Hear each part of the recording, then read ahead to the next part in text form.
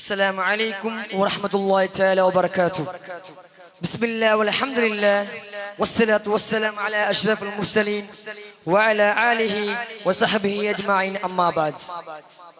Most honorable and respected dignitaries on the days and of the days, a warm good morning to one and all. Today I am very happy to join with you because we are celebrating the birthday of our beloved Prophet Muhammad sallallahu alaihi wasallam. So I want to share some of my thoughts on the topic Prophet of Mercy. Firstly, I praise Allah, the Almighty, who blessed me with this golden opportunity. Alhamdulillah ala kulli hal. Dear in Islam, I think this is the right time to think of the life of Holy Prophet Muhammad sallallahu alaihi wasallam, especially the chapter of His mercy.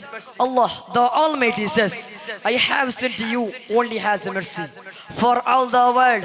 This Quranic verse says that Prophet Muhammad sallallahu alaihi wasallam was mercy, not only for the human being, but also the other species of all animals. Yes, it is Prophet Muhammad sallallahu alaihi wasallam sent to a society where the three things were essential: wind, war, and human. However, within 23 years, he made them the leaders of the winners of both the world.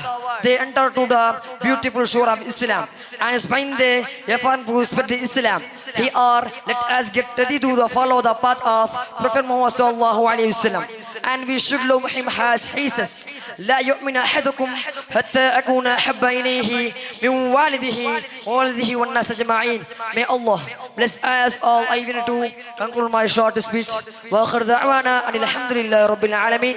السلام عليكم ورحمة الله تعالى وبركاته.